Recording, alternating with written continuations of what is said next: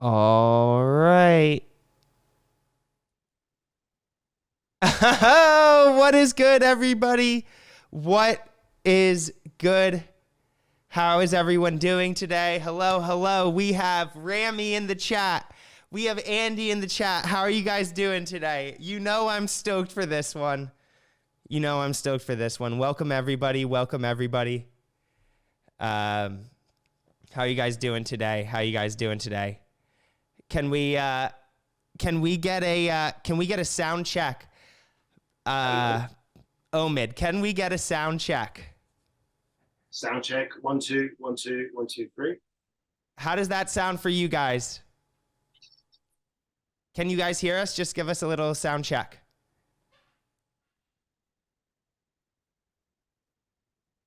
1 2 3. Anyone can hear me? Sounds good. Sounds good. Sounds good. Sounds good. Okay, we're rocking. We're rocking. Super progressive. What is good, everybody? Thank you so much for joining the Twitch live stream. We were experimenting this around on YouTube, but I think we finally found a home on Twitch. We're taking these streams to the next level because what Super Progressive is all about is about bringing you face to face with your favorite DJs and producers, and rightfully so, because these guys are total legends, and I just can't believe who we have joining us live today. We have an absolute legend in the scene, producer, DJ, basically any album you love probably from the late 90s, early 2000s, 90% chance there's a track from him on it. We all know who's here. Everyone's super excited for it. I'd like to welcome Omid 16B to the Super Progressive live stream. How are you doing, bro? How you doing? Thanks for having me. Oh man, I am so excited. We were just chatting before about some of the stories we're going to get into, and it's going to be a real treat for everybody in the chat. But yeah, man, how are you doing? Where are you calling from these days? Not bad. Apart from having a wisdom tooth extraction in the next couple of days and having a missus that's about to deliver our next daughter, our second daughter. Yeah, great. I'm on house arrest actually, so I'm ready for that. Take me to the hospital right now. I'm not allowed to go to the studio for the next few days, so I'm stuck at home. Well, I really am honored and shocked you were able to find the time for us today. But I hope that we make it well worth your time because It's a fine line, but we managed to pull it off, I think. So yeah, no, definitely. And I know we have some of your biggest fans here, and even some collaborators, I think, in the chat. So really excited to hear their questions. But let's get started with a brief. We'll do a brief interview to kick things off, and then we'll start fielding questions as they come in. But Omid, you were born in Iran and grew up in London. Is that yeah, correct?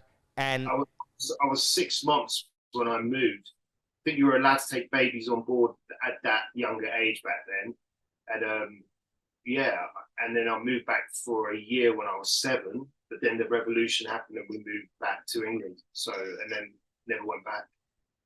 so you were growing up in England during what I define as the era where I love being born in 1994, don't get me wrong. I think everybody has this feeling though that if they could have been born in any time in history, my time would have been when you were born in that early to mid 1970s in London, in the UK, because you're a teenager for the second summer of love.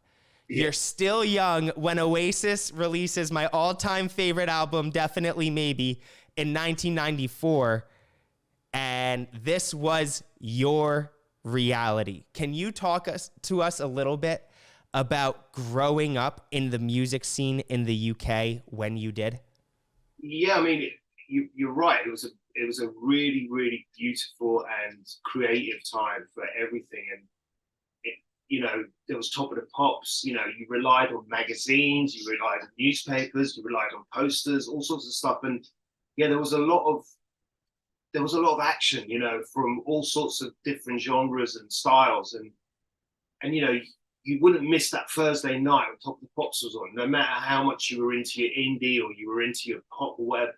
You know, there was this kind of music was merged, all sorts of stuff was going on, and you know, if you got inspired, you do something about it. You wouldn't wait; you just go out there and do something about it. But obviously, when I was really younger, I was really into football. I was a massive Liverpool fan. Kenny Dalglish was like my god. And I remember having a Liverpool top with number 7 on the back. You know, it was like so important for me, you know. But after watching the UEFA Cup in 1985, where Juventus and Liverpool kind of broke out into this horrible disaster, a lot of English clubs got banned after that. And I remember just taking all my Liverpool posters down from my wall. And I was just, that was it. Football was over for me. The love that I had, the spirit that I felt for football got ruined by that one disaster, you know? And I got into my computer again, like my Commodore, I had a Commodore 64, I think, at the time, or it was like a year later. I was like even so crazy about creating games, and I was learning to code the language of the Commodore 64 at the time, which was very basic, you know? And I wanted to find a way where I'd get endless life. So I was like doing these crazy things with chips and wires and all sorts of stuff, where I blew my computer up a couple of times, got it fixed, and the third time it just literally died. That was it. If I'm correct, there was a company called Video Vault or something, and they phoned me up and they said, look, we can't fix it, that's it. And my little brother had an acoustic guitar, which he never used. So I had to find a way to sort of translate that energy that I had into football and computer games into something else. And I started playing guitar, and accidentally, I think it was when I was 14 or 15, where I went to LA, and I was with a friend, and he had a poster of The Cure on his wall. And I remember thinking, wow, this group just looks like crazy. Just all this makeup and this kind of glamour. And when I came back to London, I remember coming back from school one day. My mum used to leave the radio on all the time when she was out, so burglars wouldn't break into our house. It was an old school trick back then, and it did work sometimes. And I remember like walking into the house, and the radio was on. I went upstairs to my room to play on the guitar, and I suddenly heard Just Like Heaven by The Cure. And I didn't know it was The Cure. I just loved the sound of this song. And I ran down and I heard, I think it was David Jensen at the time. He was the DJ for that particular hour, or, you know, that particular time. And he said, this is The Cure, Just Like Heaven. And, you know, I was just blown away. And I realized, wow, these are the same guys that was on that poster that I saw in LA at my friend's house, you know. And I just saved up all my money, whatever pocket money I had, you know, and I went and started buying their singles and albums, and it got me into that scene, you know, it got me into that kind of style of music. And, you know, for a 14, 15-year-old, I guess it was quite underground in a way, you know, because a lot of other kids were probably listening to Madonna and some of the things that were a bit more versatile. And that kind of got me into creating a band. And when I went to college, I had a band called The Reunion, which was just a mixture of friends experimenting together. We'd done our first gig in a pub in Putney called the White Horse at the time, and we managed to invite as many people from college, because normally when it's your first show, people really, really support you. You know, you haven't become boring yet. You know, it's like the beginning of something fresh. So we had like something like 200 people from college turn up, and the band we were supporting were called The River. They were really, really popular in Putney. They used to do the most amazing covers. But we managed to pull more people down to the gig, and they literally gave us another show straight after that, the Red Lion in Brentford. So that kind of progressed for a while, and we were playing it together for a while. And then I think I accidentally got into house music because of Mr. C. I remember like seeing him at a rave once, and I asked him, what are you playing? And he said, acid, you know, and I was like, what is acid, you know? And I started buying drum machines and whatever else I could get to be able to make music myself. So that's how I got into electronic music. And that was like early 90s, yeah. So yeah. period. It was a really beautiful period, very creative, and it allowed you to get into different things, which was really good, you know? Yeah, totally. And I was just over Miami Music Week, I got to do an awesome interview with Nick Warren, and he said that the spirit of progressive music can be found in indie and new wave music. And it sounds like you lived that experience. I mean, to some degree, when you had bands like New Order, they were doing electronic music in a way, you know, and there was albums by The Cure where they'd experimented with keyboards and drum machines more than like real guitars and real instruments, you know. So there was always a sense of that in that kind of post-goth, you know, or post-punk, you know, we used to call it, or even goth, you know. There was always a sense of this electronica in there anyway. So if you were into indie or you were into that kind of sound, you never turned your head away from a drum machine. You never turned your head away from a synthesizer. It was part of the whole appeal. You know, you had bands like Soft Cell, you know, that would still appeal to you even if you liked The Cure. And then of course you had Depeche Mode, which were an electronic band in a way, but they used guitars as well, and they didn't necessarily do everything electronically. So because of that kind of emergence of different styles within the same band, it opened up your mind to a lot of things. So it wasn't so much of a huge transition getting into electronic music after that, because I still love that music. It wasn't like, oh, I'm not into indie anymore, I'm not into post-punk anymore, and now I'm just into electronic music. It wasn't like that. It was like an addition. Yeah. And it felt like an evolution as well, because you evolved into being able to create all these things on your own rather than relying on musicians that would have to play those parts. So you were able to pick up the bass guitar, which you'd learned to play, and play those bass lines with a synthesizer now. And it still sounded great because there were bands doing that as well.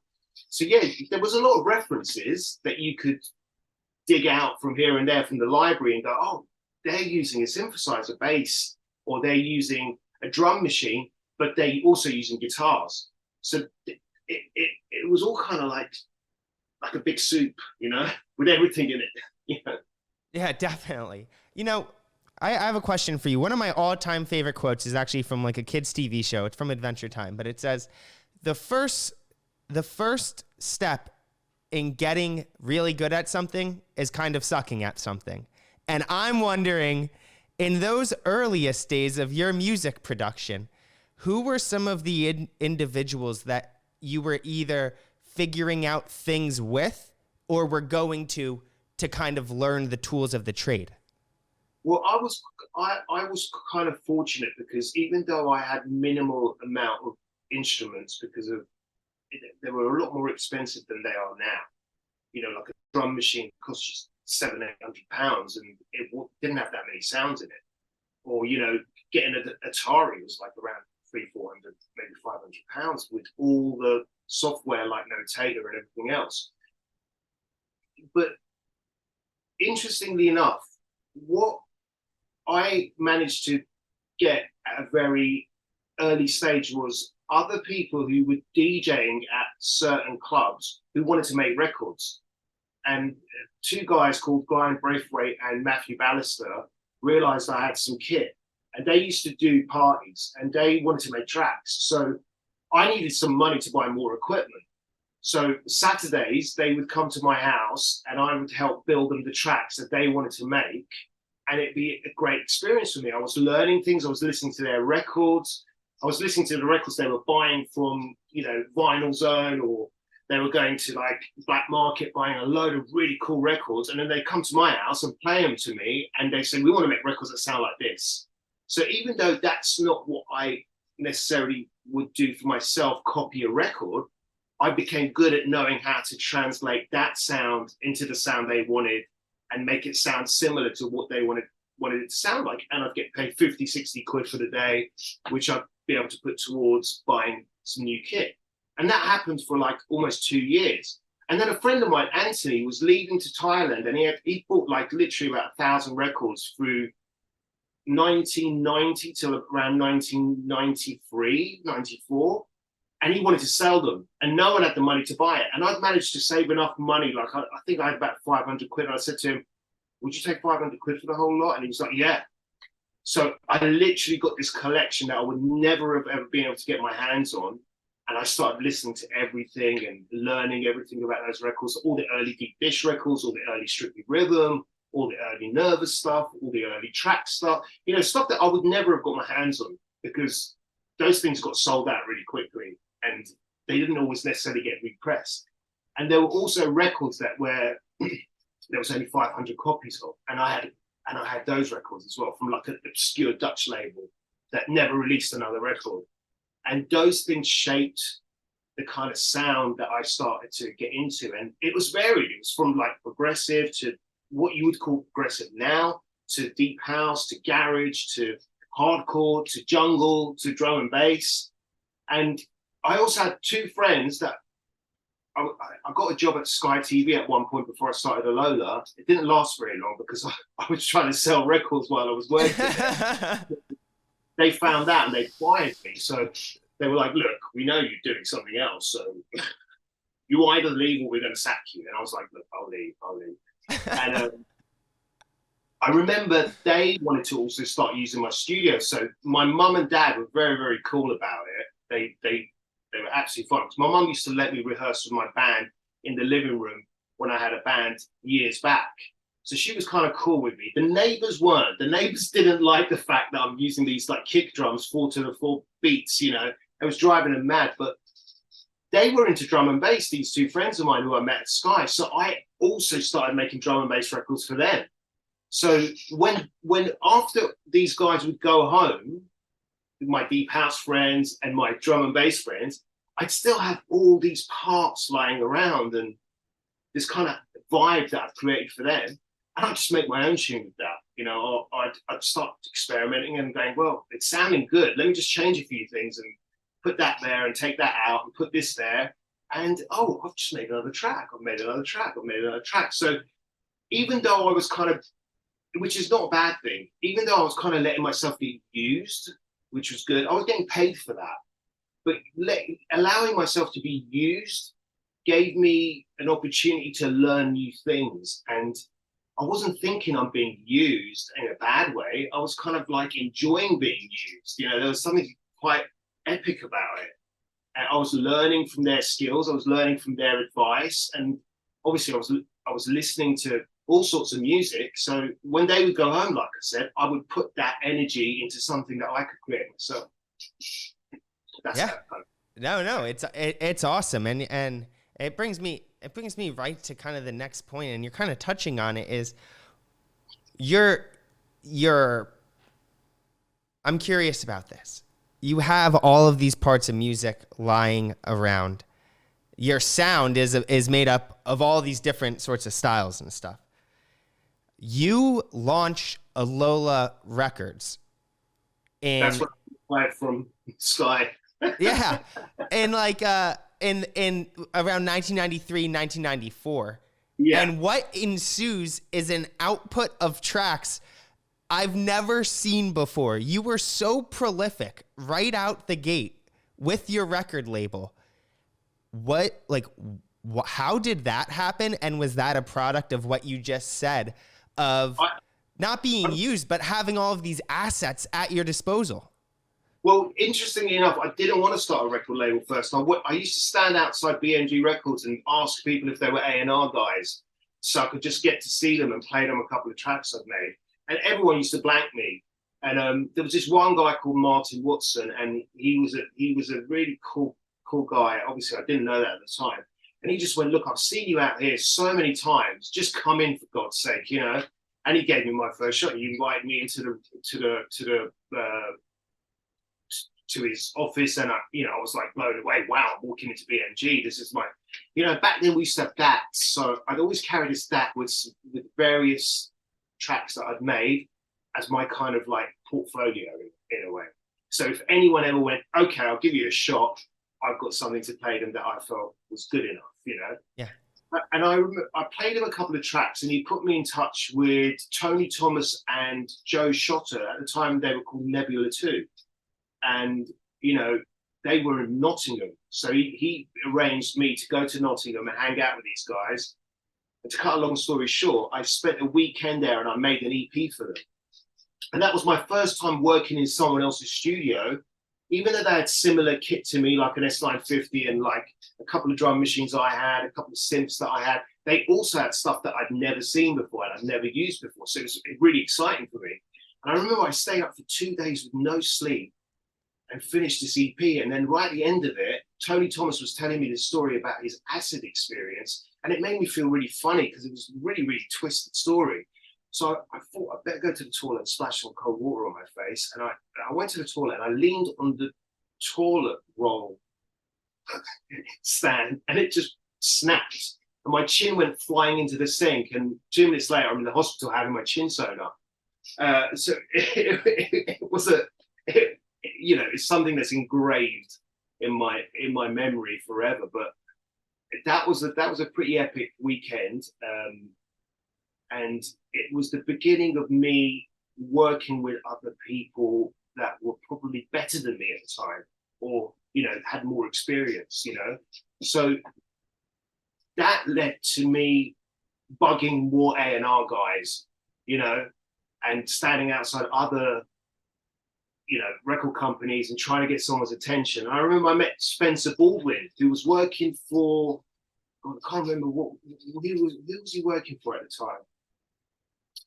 I'd have to read. I'm getting old. But he East West, that was it. He was working for East West, and they had a really, really prolific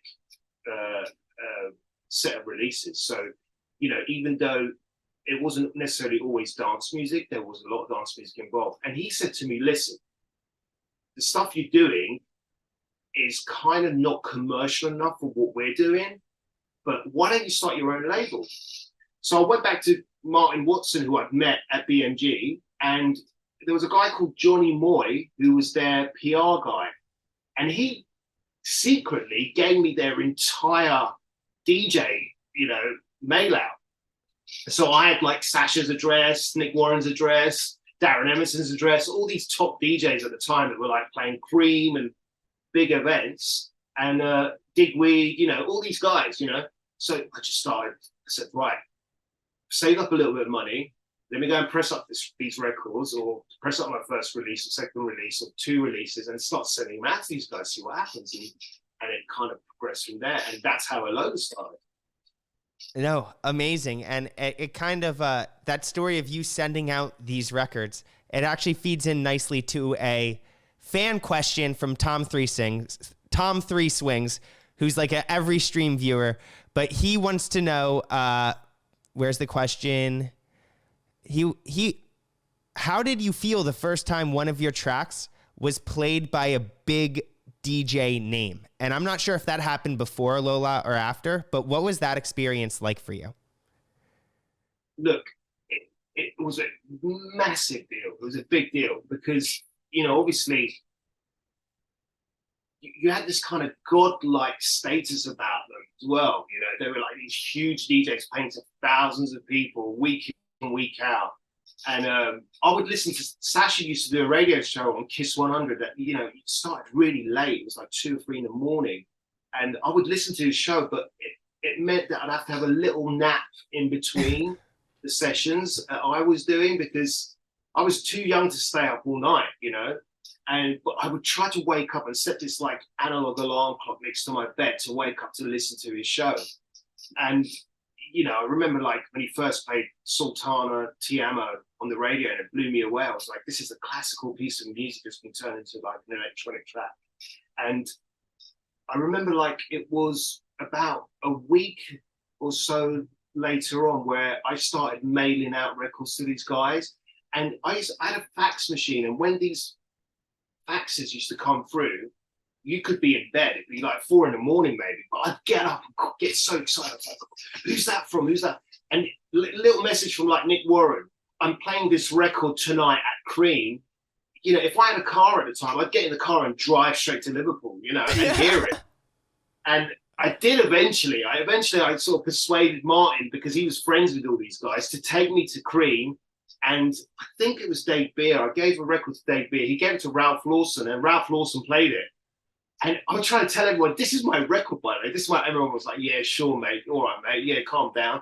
And I was like, it is. It's my record. And they were like, oh, all right. And then I'd start going to clubs like the Gardening Club, where Laurent Garnier was playing on Tuesday nights, and take records with me. And the bouncers would always look at me like, you're DJ? Why haven't you got enough records? Why are you coming here with 5 records? I was like, no, I'm bringing these records for the DJs. So a couple of times it happened where I gave the record to the DJ and it actually played on the night, and it was just the most amazing feeling, because you felt like, wow, I've kind of made it now. It's like that was the hardest part, getting their attention. But that feeling never stops, even to today. When someone plays your music and people are enjoying it and they're dancing to it, obviously you become more humble as the years go on and as it happens more often. But it's the best feeling, of course. It's your creation. You've created something and everyone's going to hear it, and everyone's hearing it. And they don't necessarily need to know it's you, but you did that record. So that feeling can never really go. It's one of the best feelings ever. Really. Oh, amazing. I love the story that it is for so many of these DJs, but yours is it to the extreme. You're growing up, you're taking naps to listen to Sasha at night on Kiss 100, and a few years later, he's kicking off Northern Exposure 2 with your remix. And I didn't even know. It was unbelievable, because Sasha actually called me up and said, do you know how important this record is to me? And I was like, what record? And I was still shaking when he was talking to me, because I was like, Sasha's talking to me on the phone. And he was like, the Gus Gus remix. And I was like, I only handed that remix in like a week ago. How did he get it so quick? And how's it ended up on the Novel Exposure CD? And funnily enough, the tempo was not the tempo of what they used to play. It was a lot slower. So Sasha sped it up, and maybe even used time and pitch, I think, to not make it sound so fast. But it was mind-blowing for me, because I was like, wow, that's I would never have thought Sasha would play a record like that at the time, because his sound was very progressive. And this record was like a cross between a trip-hop record and, like, I don't know, Omid style deep house, which is what I kind of started making later on. And but it obviously caught his attention, and he whacked it on a very, very influential mix CD, Oh my gosh. It just like opens my eyes to like DJing in 4th degree. It's not just playing the right track at the right time. It's not just beat matching. It's literally using these tracks like clean slates of marble, and then again doing your own iteration on it. That's so interesting. Yeah, I mean, Sasha was known for doing these unbelievable long mixes as well, like where you were just blown away. It was all done on the Technics back then. There was none of this beat, the perfect pitch mixing and all that. If he got something right, it was just incredible. And he would leave records on sometimes in the mix for like 8 or 9 minutes and double copy it. And it, it was very, very inspiring. And sometimes I didn't know he was in the mix. So it would influence me to make a record. And I remember you mentioned earlier, the busyness of some of my records. Yeah. It's because I kind of wanted to almost make 2 records go into one. You know what I mean? Yeah. Well, let's talk about that. Let's talk about that in depth, because I have to say this, like, I don't like to rank producers or DJs or anything, but I will say this: the percussion on your tracks, the complexity and the layers to it, and the dimension and the depth and the feeling I have listening in my headphones, all of these sounds happening at once, but it's not overcrowded. Your productions are the ones, more so than any other producer, I feel myself asking, how the hell does he do this? How does he do this? Even just the percussion. I'm like, how does this happen? And my question is, on the production side, with something so layered, so complex, where you kind of go deep and deep and deep, when are you satisfied, or how do you know when you can say, okay, this is completed? I'll tell you an interesting story that I'm not sure if I've shared this with anyone before in an interview in the past, but Red Jerry called me up to do a remix of Morel, and I was signed to IQ, but he was ingeniously trying to grab me for Hooge while I was still signed to IQ. So he was getting very friendly with me, and he was kind of throwing certain things at me, which I was kind of finding very interesting, because I was a big fan of Hooge as well, because Hooge had a really wide sound. It wasn't just trance, it wasn't progressive. You had people like Lee Burridge playing Hooge stuff, you had Clive Henry playing Hooge stuff, you had, you know, there was all kinds of DJs would kind of like check Hooge out, no matter what they were putting out. And it could be trance one week, and it was like techno another week, and it was progressive another week, and there was a little bit of house another week. And they were always, Jerry was always really clever at getting a mix that suited everyone. So yeah, there was the main mix, and then there'd be two other mixes that the other guys would play, and the other guys would play. So he found a way of bringing these people together, and I found that fascinating. And IQ wasn't quite as advanced as that. They were concentrating on signing artists and trying to kind of make a career for each of those artists. And it was at the time where IQ were about to go down. I remember Jerry said, "Well, come over here, you know, let's work together."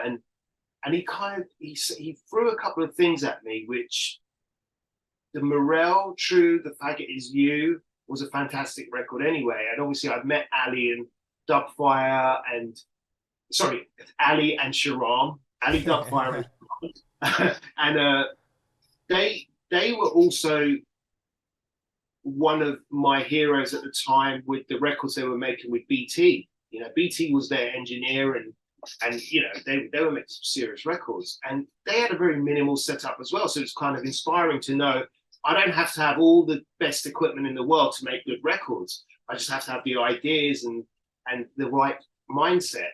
And when he asked me to do Morel, I remember I had all these parts ready, and I'd done the mix. I stayed up all night. I was like dying to sleep, and I just went to save the sequence as I was about to put it on DAT, and my computer crashed.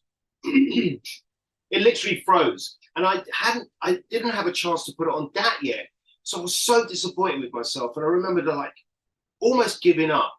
So I went and laid down on my bed, because I was in a bedroom studio at the time, living at my mum's, and I couldn't sleep. It was like 7 a.m, and I had to hand this mix in at like 10 a.m. And I was like, what am I going to tell Jerry? I want him to be impressed with him giving me this shot. I want him to like go, well done, done a great job. And now I'm going to say I've got nothing. And no matter what I tell him, it's an excuse. So I was lying there in bed, and I said to myself, you can either just lie here in bed and feel sorry for yourself, or you could get up, and the parts are still there. You've lost the sequence. All the parts, all the samples, all the things you've created are still there. You've just got to do the sequence again. And I knocked it out in literally 2 hours. And Jerry sent a bike to pick it up. And obviously I had to send it to Deep Dish for them to approve it. And they phoned me up. And because of the time difference, it was like 3 a.m, and I was in bed. And they phoned me up. They're like, hey, man, this is like unbelievable. What have you done? And I was like, wow, if they like it and Jerry likes it, I'm glad I got out of bed and I gave it another shot. You know what I mean? So that was the time where the busyness you're talking about kind of happened, because I realized all the things I'd done for that mix that I'd lost, I still wanted to keep, but I wanted to add something else to it as well. And I was always fascinated by good mixes by DJs. So if you know what I mean when I say this, a good mix isn't about how much you put into it. It's about how much you leave, and how much you kind of, how much you take out, but it feels like it's still there, you know, or the dynamics of the levels. And I learned that from listening to great DJs like Sasha at the time, whose mixing was just phenomenal. And he was able to make 2-3 records sound like one record. And that was the kind of ears that I tuned myself with, you know? So you might say, how did you do it? But I don't know how I did it. I just did what you're talking about, you know. Right.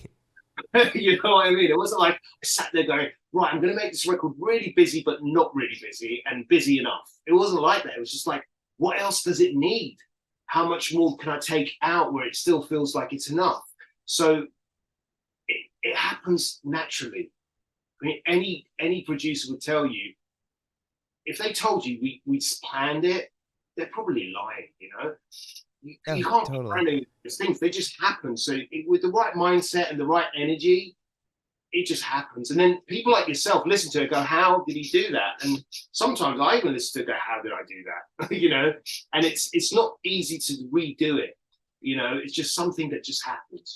Oh, totally. And I want to get to, I want to ask a fan question off this. Andy Ammo. Yeah. We're talking about a remix in this story, and he was wondering, you have so many remixes, bro. You have so many remixes that are credited to you. What is it about the remix process? And it sounds a little bit about this opportunity to maybe not put everything in, but take some things out and add your own flair. But what is it about the remix that, I don't know, gets you to continue to see it as like a medium that you express yourself as an artist within? Initially, I have to really be into the track. So, you know, I'm not one of those people that would necessarily just do it because the money's good. And there has been opportunities where I could have done that. And I tried a few times, it didn't work. You know, I didn't feel like I'm being genuine enough for myself. And I said this years ago, you know, I'm not one of those producers that's a businessman when it comes to like picking what remixes I'm going to do, because I would have probably done a lot bigger remixes for more commercial artists. But The Cure is probably as commercial as I got, and then Lana Del Rey maybe, but I was allowed to do what I want to do with it, and I really did like the song. Totally. But there were songs that were thrown at me at the time where I was doing a lot of remixes, and there was a lot of exposure with my sound, where I felt this is really not what I could turn into something great. And what I would turn it into isn't what they're looking for. They want to possibly just use my name or use the fact that, you know, I'm getting a little bit of credit and people are noticing me. That's what they're more interested in. They're not really interested in what I'm going to do. I could probably give them anything and they go, that's great. Here you go. We just want to put it out now. And for me, I was always interested in a challenge. And that's why I loved working with Jerry, because Jerry would go, why don't we turn that up?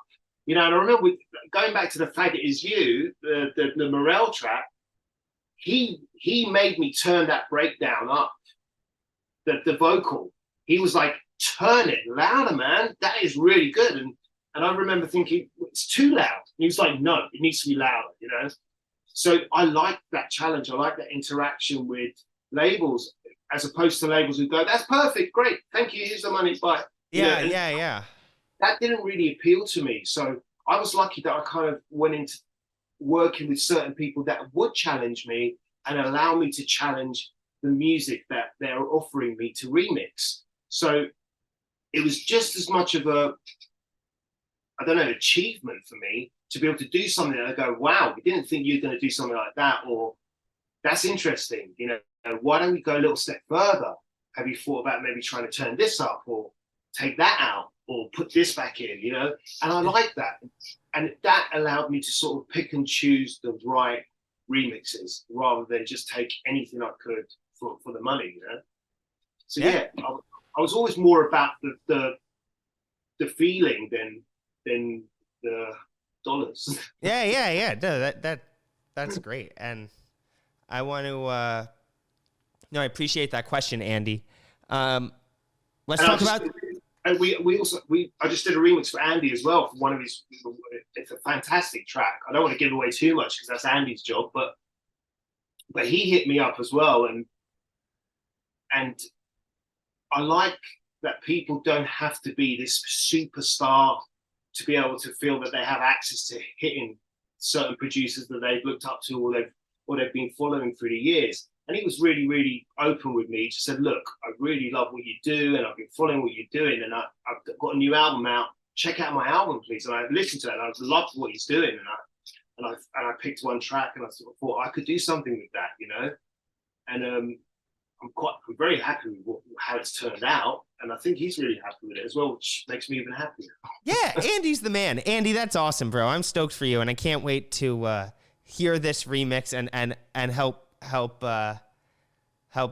other people hear it too. Like that's an amazing story. I wanna chat about the mix compilations, because that's how, you know, my cousin Ned, you know, and as producing partner Sultan, they gift me the Global Underground collection. They gift me the Renaissance collection. In so doing, I'm introduced to all of your music, because it felt like for a period there, every single mix compilation had the Omid 16B track or remix on it. What was it like for your tracks that you made for yourself to be accepted by some of the biggest tastemakers during the explosion of the mix compilation? And also, can we just talk a little bit about the backstories to some of those iconic ones, like Escape Driving to Heaven, for example, which is like not only one of mine, but so many people in my DMs today were just like, please ask about Driving to Heaven. Well, it was originally an instrumental track called Escape, which I was very close with Danny Howes. And before he moved to Putney, we had some kind of background as well, because his dad was Iranian. And obviously my parents were Iranian, and we were both into electronic music. And I was a big fan of Danny, especially in the early days when he'd open up for John and other DJs. He would always set the mood in the most amazing way. And we got to play together a couple of times in Israel. And, you know, obviously he was a huge DJ in my eyes, and I was a producer more than a DJ at the time. And I'd sent him, he was doing his first ever New Breed. So he was going to, I think it was Anthony Papa did the first New Breed, and then it was Danny, and then it was Lee, I think, or Craig, I can't remember. I think it was Lee. But so Danny was doing the second one, and Anthony had already used Water Ride on his first one. So I'd already had a track out with Anthony on the New Breed, and now Danny was doing his New Breed. So he called me up. He said, "Hey, Omid, have you got any stuff for me?" And I said, "I have actually. I've just finished this track that I'm really, really excited about, but you know, it's kind of different." And he's like, "Get it over to me." And he opened up his second CD, I think, with it, and it was just called Escape. And then I sent that to Deep Dish, and they got really excited about it, and they said, "Listen, can we play around with it?" And I'm like, "In what sense?" And like, "Well, I'd gone to Washington, I think 6 months before that, and met Richard Morel. And I just spoke to Richard about maybe sending him some tracks to do some vocals with, but you know, like when you just talk about something, you never get around to it. Yeah. It was a bit like that. And but Deep Dish kind of instigated something else here. They sort of got this track Escape, and they gave it to Morel. And Morel called me up and said, "Do you mind if I try and do some vocals for her?" I was like, "No, go ahead." And then Deep Dish were a little bit cheeky, because without my permission, they kind of went ahead and mixed it on the global. You didn't even hear it until it came out. No, I heard it, but they didn't give me the opportunity to get the levels of the vocals the way I wanted it. So basically, they used the version Morel had just dubbed his vocals on, you know. And it wasn't like I would be a lot more nitty about it, and I'd want to, like, you know, remix the whole thing and make sure certain vocals are a certain level at a certain point. They just whacked it on like a DJ would, as if it's an a cappella on top of a record, you know?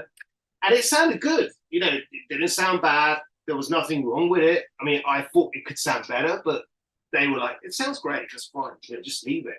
And they were doing a Global Underground CD, and it was the first track on their Global Underground CD. So I had to change the name to Escape Driving to Heaven. And then it was signed to Hooge as well. So we started doing some remixes of it. And I think we did Acetates and got to Steve Lawler. I remember Steve Lawler calling me up in Ibiza, telling me, "This record's massive, I'm playing it everywhere." And so it was a really good period where that record was getting a lot of recognition by a lot of people. And then we got a Francisco Savia remix, and I think we got a Marcelo Castelli remix as well. So yeah, it was a really interesting time, and there was a lot of mergence going on with the dub and the vocal. And then I had people that would go, oh, yeah, the vocals ruined it. And there'll be other people who go, I prefer the instrumental version. And there'll be other people who've never heard the instrumental go, oh, I love the vocal version. So then all these people got together and started having a fight about it, you know? So it was a fun period, yeah. Oh, totally. I want to be respectful of your time. Do we have time for a few more questions? My wife's not calling me yet about running into the hospital. So, I'm about to have another baby. So yeah, I'm on house arrest. So until I get this call saying my water's leaked, drive me in, you're absolutely fine. Oh yeah. And dude, please be like, all right, time to dip. You can just dip. I wanna ask one thing before moving forward, which is you have not only these releases coming out, these singles, but you have the albums, bro. And yeah. I'm one, like, so many people wanted me to ask about the albums. And so what was it like, especially for the first one? The second one I know came out on Hooch, but for the first one, what was that process like? And were you able to say something with your music on the album that you felt like you had building inside of you, but you hadn't been able to express yet? Well, there was a dude called Ben Bodie, who was a very good friend, who became a very good friend actually, but he was buying a lot of records, and he bumped into my record Secrets, which was quite a big record at the time within the deep house community and the tech house guys. And this record led him, he was working at IQ as an A&R guy. He called me up one day, he said, look, man, I love this record. Do you want to come in and have a chat?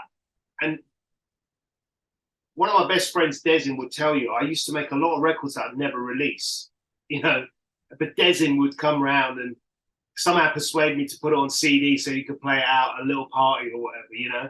And I felt like if I get some of these records out, meaning they were album tracks, it would lose the appeal for me. And I was very selfish. I wanted them to last as long as they could for me. And I was making tracks for other people to play out. That's what was getting released on vinyl.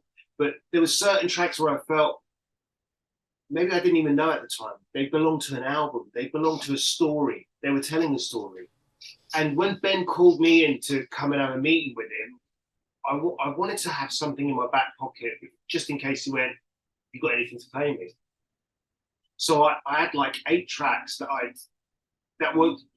I titled them Tracks I Don't Want to Play to Anyone Else. You know, it was like just for me, you know? And I quickly scribbled that title in case he sees that. Yeah. Like demo tracks. I changed it to demo tracks or something like that. And yeah, he did mention, have you got anything that sounds like Secrets or anything that is as good as that? And I said, look, it doesn't sound like Secrets, but it was made in that same period of time. And it's tracks I don't really want to play to anyone else, to be really honest with you, because I feel like they're not really commercial sounding tracks. And I played him like, I think it was Water Ride and Black Hole, which were the only 2 that I managed to play him at the time. And we hit off instantly. We started hanging out like in the evenings together, and I would go back to his house. He had decks, and we'd mix records together and talk to each other about music, go record shopping together. And this led to him and Dean at the time, who was running the label, to want to sign me for an album. But I only had 8 tracks, and I needed like another 3 or 4 tracks or another 5 tracks. So they encouraged me to do that kind of music that I was afraid to release. And it was around the time of Britpop, what was it called? It was like Brit House or whatever it was called at the time. And it was British house music was getting a lot of recognition worldwide. And I managed to finish the 3 or 4 other tracks listening to those other tracks. So it wasn't like I was trying to force myself to make a dance track or make a certain style of track. I just wanted to create something that made a story that started from chapter 1 and ended at chapter 12 or chapter 16. But it all made sense. It all had a story to it. And there was this peak, there was a drop, there was another peak higher even that, and there was a bigger drop, and it all kind of merged into this kind of middle line, and it went up and down a little. And that was much harder to do back then because you didn't have all these hard disk recorders and all these kind of like editors. You know, you had to listen to the whole thing from the beginning to the end and go, oh, that's not right. I've got to redo that. So for me to be able to create something that had this continuous energy that kept the listener in tune to what I'm trying to translate, it wasn't that easy. So if you managed to pull that off, you really had to just get it out there. And hence why a lot of people were doing mixed CDs as opposed to albums at the time. And it was more acts that were doing albums rather than solo artists. And there were solo artists doing it, but there wasn't as many. So you still had the Carl Craigs doing their albums and Ricardo's, but it wasn't as much as now. So that opened up a whole new perception in my mind about how music can be presented. It doesn't have to be on a 12-inch with just 2 records on the B-side. It doesn't have to be just made for the dance floor. There can be a story. It can have a journey. And that's the beginning of how I fell in love with making long players, you know? Yeah. Oh, it's awesome. And it also sounds like the birth of a wonderful friendship with Dessen that years later, manifests itself or it just becomes SOS, right? That everyone in the chat is like, SOS, ask about this. Look, I met Dessen at we had a mutual friend called Guy, and he was having an 18th birthday party, and he asked me and Dessen to play, and I'd never met Dessen before. So I took a bunch of records with me, and Dessen was playing already, and I wanted to have a lot of fun. There was all these people there that I'd never met before. They were really, really exciting. And I just gave Dessen my records and said, look, you're doing such a great job. Why don't you just play these records? And some of those records were my own records. And Dessen sort of got into my sound, and I got into him DJing. And we became like best mates. We hit it off really quickly. And then we started doing these little parties together called the Big Mojo. And we invited DJs like Paul, who changed his name to Paolo Mojo, by the way, inspired by that party. And we let him do that. We were like, that's cool. You can call yourself the name of the party. That's fine, you know? And then Demi used to come down with his girlfriend at the time, Shani, his girlfriend, and they were both DJs. And Demi used to stand by the decks, literally just watching everything we doing. And it was like a few years after that, we decided to do a little party together. So me and Dessen had created this label called Sex on Wax, and Demi had Deeper Substance. So we just took the Sex on Wax, but just took the Sex on Substance. So a little bit of his name, a little bit of our name, and it became Sex on Substance. So that became SOS. Not Save Our Souls, it's actually Sex on Substance. So basically that grew, that happened. And Demi was the kind of, he was the guy that made sure me and Dessen don't go off the rails, because we were like such good buddies. We would like experiment a lot with different things. And Demi would be the one to go, right, okay, let's just stick to what we're supposed to be doing here, you know?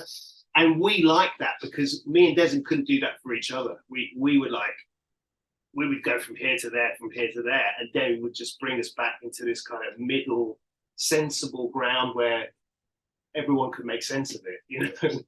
So it was a great collaboration, and that led to great friendship and partnership together. Yeah. Oh, it's awesome, and you guys did a Balance CD. I was debating whether to wear my Balance or Hoods shirt, but I think Hoods wins it. Yeah. No, that's really cool, bro. And thank you for answering that. I'm looking at my list here. I kind of have a question for you as we wind this down. First of all, we've kind of talked about the past. Want to talk about the present. Is there anything going on in sounds like you have a lot going on in your personal life in the most amazing way. Artistically, what is going on for you now? And everybody also wants to know, who are some producers and DJs that you're looking to now and just enjoying what you're hearing? So going back to the first part of your question, I'm always doing music. Music's always part of my life, you know, regardless of any personal stuff that I'm doing, or, you know, and obviously my life isn't just about music. There's a huge part of my life that it's got nothing to do with music, and that's family, friends, you know, having my own space to be able to get inspired, whether it's going swimming, cycling, going for walks. And I'm a nature person, so I love going to the outdoor and getting inspired. I even occasionally like take my guitar and play in the park. You know, some guy walks past, go, "Oh, yeah, what are you doing?" And I'm like, "Okay." And I get inspired by certain things, and I want to quickly make a note of it. And as my life's got busier with the family stuff, having a kid, about to have another one, I've got better at using my time when I am doing the music. Like I just don't waste any time anymore. Whereas there was a time where I go, oh, I've got a week to do this and I could just do it tomorrow. And now it's like when I'm in the studio, I know exactly what I've got to do and exactly why I'm there. And I can't waste a second, you know. And I always keep telling myself, if I knew what day I'm going to seize, I wouldn't waste a second. So let's pretend it's going to be next week. You got a week to finish this, man. You got a week to get this done. You can't waste any time. So that philosophy has made me a bit more in tune with how I want to express myself and how I want to maybe influence others, because I feel I've gained so much knowledge and experience through the years. I'm not that Omid that I was when I was 16 anymore, even though the heart is still there like I was 16. But the experience has allowed me to wisen up a lot and learn so many things that I could pass on now to other people that could almost give it back to me in a way. And I love the fact that I could still get excited about certain things that I was excited about when I was 16, when I was 17. And, you know, I sometimes never told anyone this, so telling everyone this. I go to the studio and I'll make a track just to dance to it all night on my own, you know, and that energy makes me so happy that I can still get up and just run around like a nutbag, you know, and jump up and down to something. And it might just be a drum beat with a bass line, but it's just giving me this energy. Oh, you know? yeah. And that translates into this beautiful feeling where I want to express more, and I know exactly what sound I want to use. I know exactly how loud it needs to be. And then I just go, well, just get it done. You know, you've almost got it done. It's done in a way, you know. Don't sit there and go, oh, I'll finish it tomorrow like you would do, say, 10 years ago. Get it done. Go home feeling amazing that you finished something. You know, when you're driving back home, listen to it on your headphones, you know, or listen to it in the cab on your headphones. If you're driving, listen to it on the stereo. But if you're not, just put it on your headphones. Tell the Uber driver, can I use your Bluetooth and put it on the speakers? You know, share it as quickly as possible. And that's made me still feel that I'm in love with what I do. And it's not a matter of, oh, I've got to make money from it, or I have to get a booking out of this. I don't even think about any of that stuff. And for me, it's just about, is this making me feel special? Is this making me feel golden, you know? And if it's making me feel golden, shall I share it with everyone? Is it ready to be shared? And that excites me still. It still makes me feel like I'm in love with it, you know? So I've just written a new album. Sarah, if you're listening, are you going to tell me off for saying this too early? But I've just made, Sarah's my PR lady, the best. She's amazing. And basically, I've made a new album. It's very cinematic because I've been working with a lot of films and things in the syncing kind of manner. So I've started to visualize the music I'm making with certain aspects of life rather than just making tunes. Now I'm seeing it. I don't know whether it's because I'm getting older, but I'm seeing the music, I'm seeing the sounds. And that might sound a little bit spooky and psychedelic, but it kind of is. It kind of is spooky and psychedelic. And sometimes you feel it and you see it, and then you're trying to make it. Whereas before, you're playing around with the sound until you can hear something that you like. Now you can feel something and you need to get that out. And it's quite a psychedelic experience. And there's no drugs involved. It's just it makes you feel so high at the same time from how it's all gelling together. So this album, I think, I guess everyone says this about their latest album, but it's probably the most honest album I've ever made. Meaning there's everything that I've ever loved on there. And I kind of tried to do that with the last two albums a little bit, but I felt like I left some things out. With this one, I haven't left anything out. And there's an album after that I'm working on, which I'm not going to spill the beans on, which is completely dance floor. And that's like a part two to this new album. So yeah, I've been very busy doing it. And like I said, my personal life keeps me busy, but I've managed to find a way not to have these three lives where you've got a private life, a personal life, and a public life. I've found a way to merge them all together. So my privacy is my personal and my public life in a way. Oh, it's amazing. One of the questions I had written down right here is like, what's a philosophy you've discovered in music that you've now applied to everyday life? But bro, you're living it. You're living it. It's like the balance. I can sense the balance.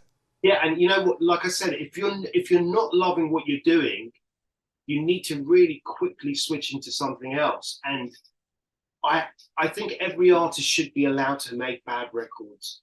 I think every artist should be allowed to have periods in their life where it's not so good, it's not so great. No one cares. No one wants to listen to you. No one's excited about what you do. They're excited about something else or someone else. And I think every artist needs to go through that. And it's not about going through it and then giving up or being disappointed and stopping. It's about going through it and accepting that's part of it. That's part of our growth. It's like, why do we go through our teen periods and hate the way we look, maybe, or like you get these odd hairs growing in certain places which we don't like and we want to get rid of it or whatever. But then as you get older, you start to accept it. You go, you know what? It's not so bad. It wasn't so bad even. I thought it was bad.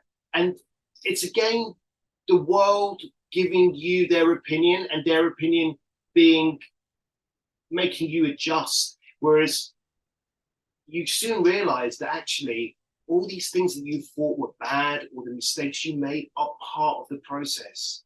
And it's not necessarily what it's going to turn you into. It's how you turn that around and how you make the death or the ugly side look beautiful again or become part of growing towards the beauty again. And I think sometimes we all underestimate that. Sometimes we think we are supposed to be consistent and perfect and strive for perfection all the time. But I think what really truly makes you fall in love with what you're doing is when you can accept that sometimes you weren't that great. Sometimes it wasn't that good. And that you needed to do that to be able to make that effort to go back up again, you know? And with music, if you really love music, you're gonna have moments where you will pull your hair out to try and make best records, but you just can't. Yeah. And you have to just stop and go, let me listen to some music again.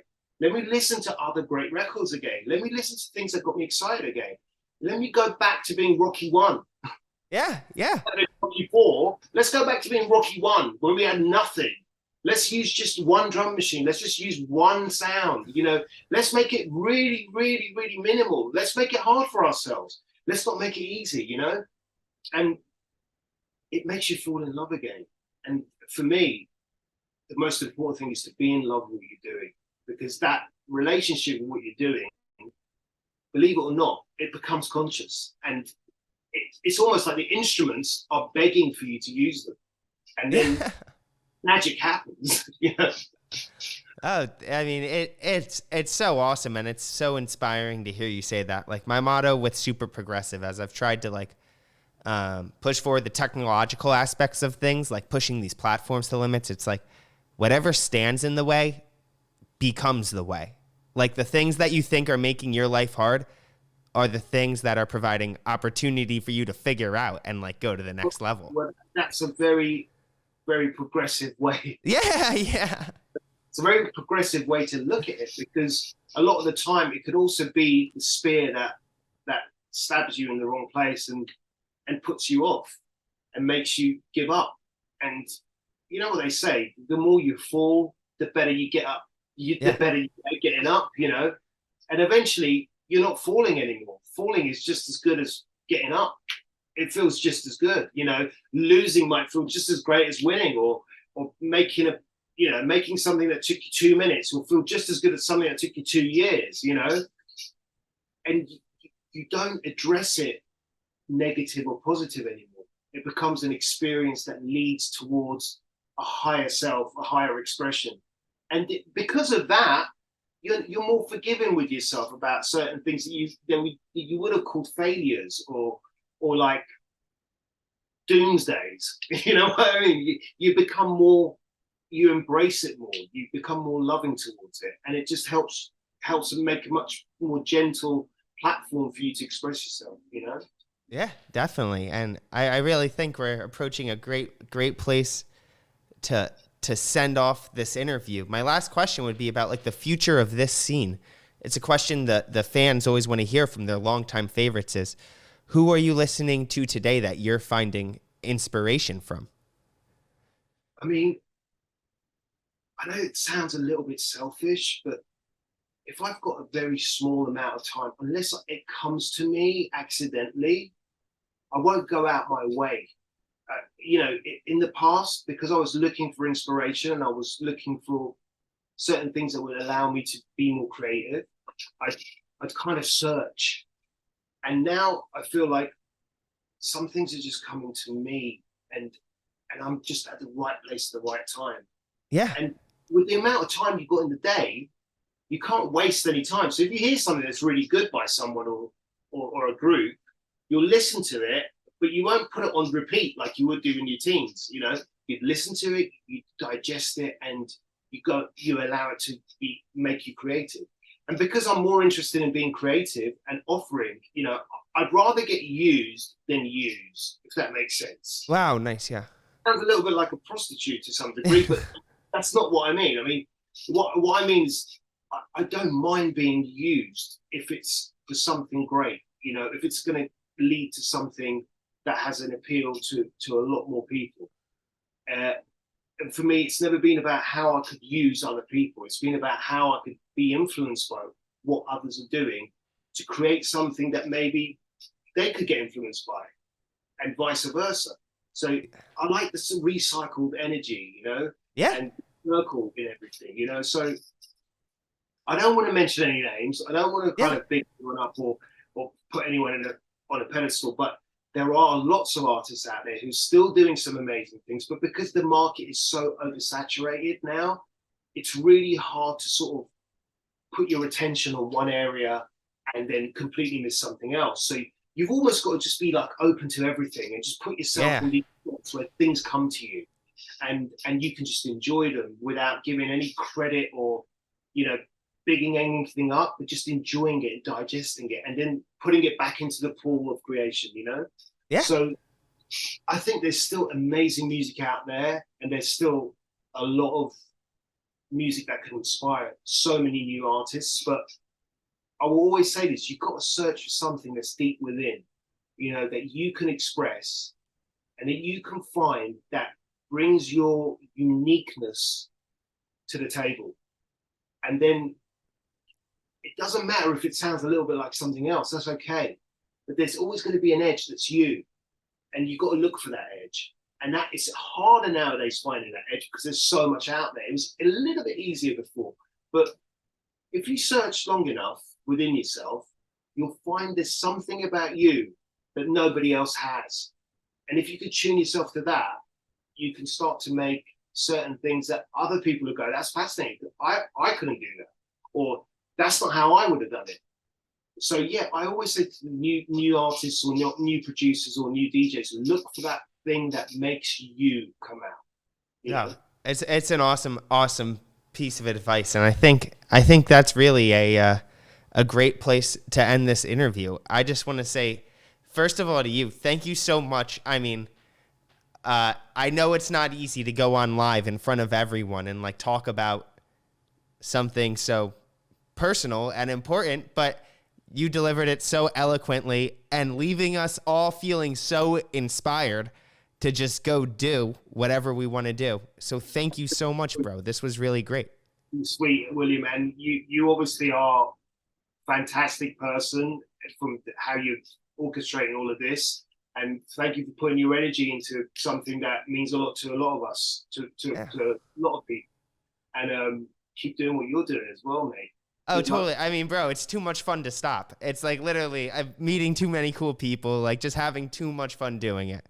So, and obviously a thank you to everybody who joined. Your questions. Sorry, I didn't get to all the questions. I mean, bro, there's like 100 questions. There's like, enough, didn't we? So, but yeah, thank you, everyone. Thank you, Omid, and I hope you guys all have a great week. Well, I'll be back on the stream tomorrow. I'll see you guys all tomorrow. But thank you again, bro. This was really great. Thank you, William. Cheers. Yeah. Thanks, everyone. Bye.